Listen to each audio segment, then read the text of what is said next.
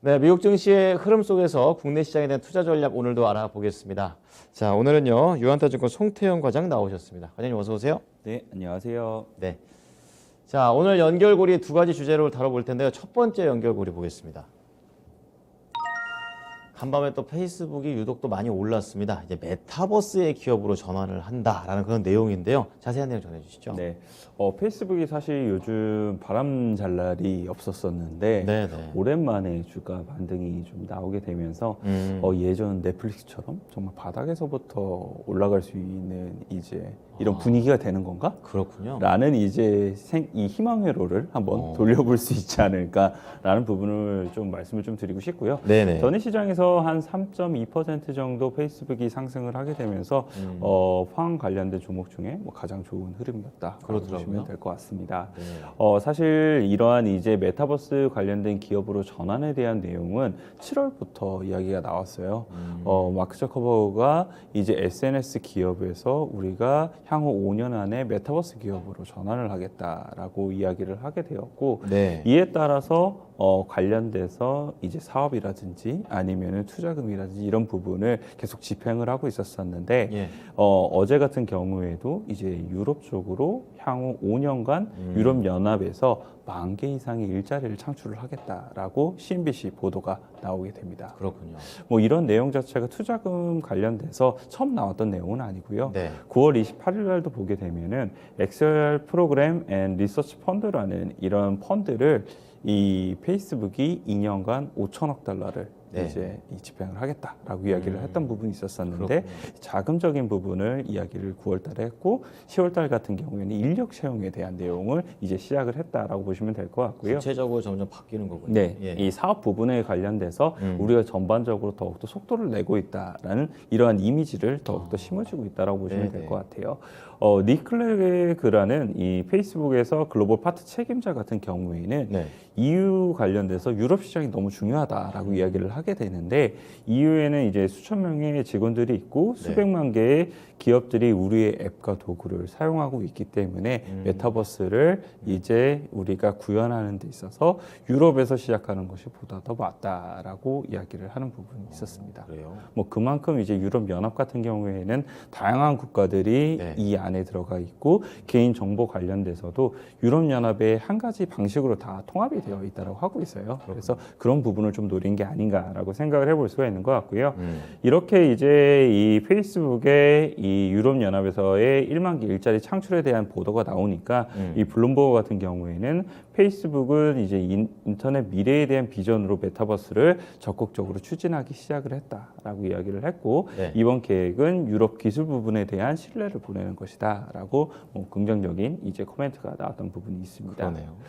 그리고 이제 10월 달에 또 하나의 이 페이스북 같은 경우에는 메타버스 관련된 이 컨퍼런스가 개최가 되는 부분이 있는데요. 예. 28일 날 이 페이스북 커넥트 컨퍼런스가 개최될 뭐 예정이 하는 있습니다. 겁니까? 여기서? 이와 관련돼서는 이제 이 작년의 내용을 보게 되면은 네. 이 오큘러스 2를 이 행사에서 사실 발표를 하는 모습을 그게 보였었거든요. VR 기기 아닙니까? 네, 맞습니다. 네. 이 VR 기기의 신제품을 이 행사에서 발표를 했었던 만큼 네네. 이번 행사에서도 오큘러스 퀘스트 VR 기기를 신제품을 공개하지 않을까 이러한 이제 가능성이 많은 부분 전망되고 있다라고 보시면 될 것 같고요. 그렇군요. 페이스북 같은 경우에는 최근 차세대 이 VR 기기들을 티저 이미지로 공개를 하게 되면서 이러한 이제 이 기대감을 더욱더 높여주고 있다라고 보시면 될 것 같습니다. 좀 얇고 작아졌으면 좋겠다 이런 생각이 뭐 드네요. 아무래도 조금 더 가벼워져야 되고 그쵸. 그리고 얼마 전에 사실 이 레이벤하고 이 선글라스 콜라보를 했었네요. 했던 이 이제 부분을 보게 되면은 네. 예전 사실 구글 글래스는 사실상 정말 나 VR 기기 차고 있어라고 그렇죠. 이제 보여줄 만큼의 많은 이제 불편함이 있었더라면 맞아요. 레이벤과 같이 협업한 것 같은 경우에는 네. 사실상 거의 일반 선글라스와 거의 비슷할 정도로 그렇더라고요. 큰 차이는 없더라고요. 그런 부분이 더욱더 많이 채용이 되지 않을까. 아무래도 이 가벼운 부분이라든지 그리고 네. 남들이 봤을 때도 이런 부분 자체가 잘 티 안 조금 더 나고. 티가 덜 나야 되는 그쵸, 부분으로 그쵸. 변화가 되지 않을까라고 생각할 수 있는 것 같고요.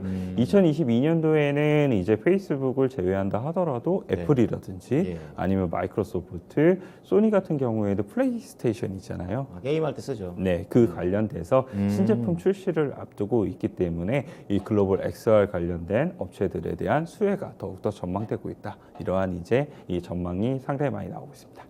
이제 이런 걸 이제 XR 관련된 산업이라고 하는군요. 자, 그렇다면 국내에서도 뭐 이런 관련된 내용들, 그러니까 메타버스 하면 또 국내에도 또 여러 가지 종목들이 테마로 엮여 있는데 어떤 종목들 좀 체크해 볼까요?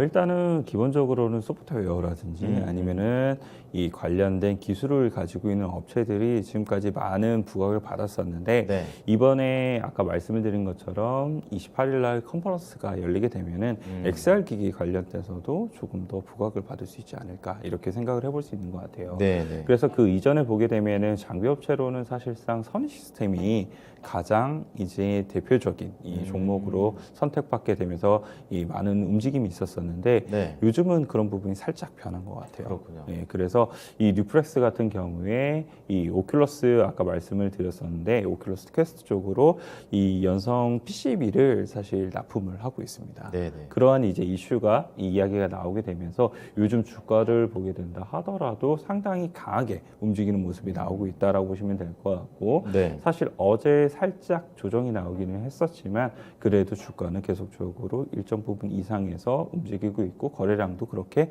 터지지 않았다는 점을 감안하게 되었을 때 추가적으로 이런 이슈에 대한 기대감을 가지고 추가 랠리가 나올 가능성이 상당히 높아 보인다라고 말씀을 드릴 수가 있을 것 같고요. 예. 그리고 대표적인 종목으로 이야기가 나오고 있는 게 LG노텍 이야기 많이 나오고 있어요. 그렇군요. 예, XR 기기에 사실 카메라가 들어가야 될 텐데 그렇죠. 그 카메라를 담당하는 게 대부분 LG노텍이 될 것이다라는 이야기가 상당히 많이 나오고 있기 때문에 예. 그런 부분에서 LG노텍 한번 관심 있게 보셨으면 좀 좋을 것 같고요.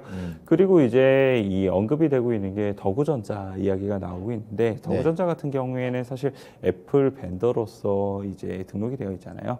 그런 부분에서 애플이 만약 이러한 이제 애플 관련된 기기를 냈을 때 더구전자도 여기에 들어가지 않을까라는 이러한 전망에 의해서 나온 것 같고요. 그렇군요. 그리고 마지막으로 이제 코세스라는 종목을 말씀을 좀 드리고 싶은데 이 코세스 같은 경우에는 사실 이 XR 기기 관련돼서 커팅기 쪽으로는 이 시범 제품을 납품을 하는 부분이 있습니다. 그래서 만약 이러한 이제 애플 관련된 글래스가 보다 더 이 출시가 되게 되고 양산까지 들어가게 됐을 때는 이 코세스도 이런 부분에 있어서는 충분히 이 부각을 받을 수 있는 부분이 있다. 이렇게 보시면 될 것 같습니다. 네.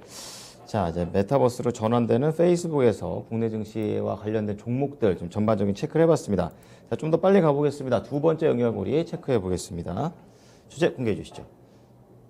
네, 이 비트코인과 관련해서 간밤에 관련주들도 많이 올랐습니다. 이 선물 ETF가 비트코인 선물 ETF 뉴욕 증권거래소에 19일 날 데뷔한다라는 그런 내용이 될 텐데요. 이 부분 좀 자세히 보겠습니다. 네, 이 비트코인 가격이 계속적으로 올라가고 있고 그런 부분이 이제 비트코인 ETF가 이제 나오게 될 것이다. 이러한 이제 관점에서 많이 올랐었는데 네. 생각보다 빠르게 결정이 됐어요. 그래요. 예, 이 프로시어스가 19일 뉴욕 증권거래소에서 미국 최초의 비트코인 ETF를 출시를 하겠다라고 이제 발표를 하게 되고요. 네. 티커는 이제 BITO 이렇게 비토로 이제 거래가 될 것이다. 제도권에 더 들어오네요. 네, 이 마이클 사피어 CEO 같은 경우에는 네. 이번 ETF 같은 경우에는 암호화폐를 투자하는 데 있어서 사실상 편의성이라든지 예. 아니면 안전성이라든지 이런 부분을 원하는 투자자들의 니즈를 충족하게 될 것이다라고 이야기를 하게 되고요. 네.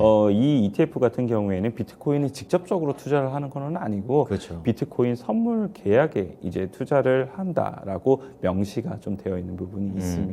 그래서 이런 부분에 있어서 뭐 안전성이라든지 네. 이런 부분을 보다 더 높였다라고 이야기를 하고 있고요. 그렇군요. 이러한 이제 이슈가 나오다 보니까 비트코인의 가격은 추가적인 상승이 나오기 시작을 했습니다. 호재겠죠. 예, 그래서 62,000달러까지 지금 올라가게 되면서 네. 사실 얼마 전에 계속 제가 방송을 하게 되면서 5만 달러 그리고 뭐 55,000달러, 6만 달러까지 정말 빠르게 빠르게 올라오는 부분을 보이고 있는데 그렇죠. 이러한 이슈에 인해서 많은 네네. 부분이 올랐기 때문에 과연 내일 출시한 이후에 과연 비트코인의 가격이 어떠한 방향성을 가져가게 될 것인가 이 부분은 매우 중요하다라고 좀 생각을 하고 있고요. 그렇군요. 일정 부분에서는 모멘텀에 대한 부분이 어느 정도 종료가 됐기 때문에 차익에 대한 매물도 일정 부분 생각을 하셔야만 된다라고 네. 말씀을 드릴 수 있을 것 같습니다.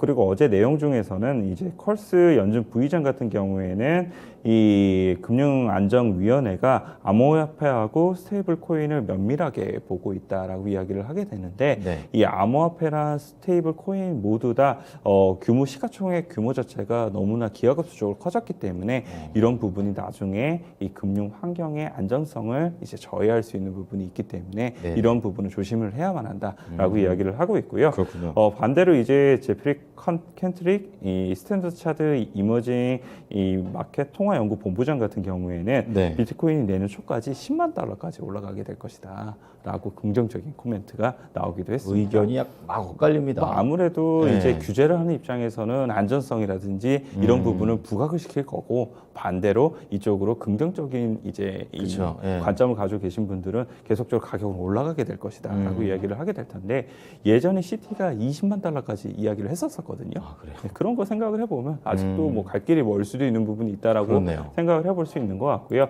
관련된 기업들 같은 경우에 어제 코인베이스 같은 경우에는 한 4.5% 정도 이제 상승이 나오게 영향을 되면서 받았군요. 강하게 좀 올라갔다라고 네. 보시면 될 것 같고요. 그리고 리오토 블록체인이라고 해서 이런 이 채굴 업체 같은 경우도 있는데 자주 말씀해 예, 주셨죠. 상당히 이제 많은 부분 저가 부분에서 조금씩 상승세가 나오고 있다 이렇게 보시면 될 것 같습니다. 네. 자, 그렇다면 이제 비트코인 관련주도 또 우리나라에 또 있잖아요. 그래가지고 이제 요즘은 비트코인 관련해서는 이제 게임 쪽이랑 좀 약간 연결이 되는 그런 트렌드가 있는데 어떠한 종목들을 볼까요? 뭐 아직까지는 저는 게임빌이 가장 강하지 않나라고 생각되고 있어요. 게임빌이요? 네, 이 코인원 관련돼서 지분 획득을 하게 되면서 비트코인 관련된 종목으로 그쵸, 사실상 요즘 많은 주목을 받고 있는데 네. 어제 같은 경우에도 사실 20% 넘게 상승이 이제 나오게 되고 네. 장 후반까지도 그 흐름 자체가 무너지지 않았다는 점에서 추가적으로 변동성에 대한 부분이 나올 수 있다라고 생각을 하고 있고 그렇군요. 오늘 같은 경우에도 사실 긍정적인 뉴스가 나왔기 때문에 갭으로 이제 이 상승을 하게 되면서 움직일 가능성이 상당히 있어 보이고요. 네. 또 하나의 종목은 제가 저번에 말씀드린 우리기술 투자예요.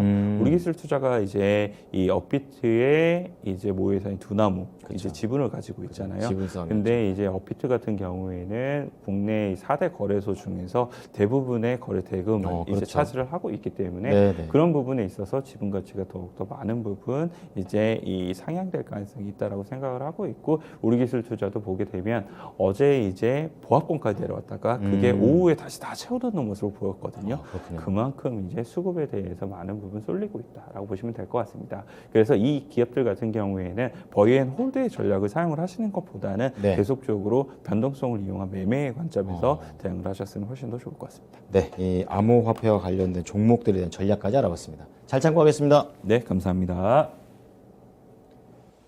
네, 지금까지 유안타증권 송태현 과장과 함께한 연결고리였습니다.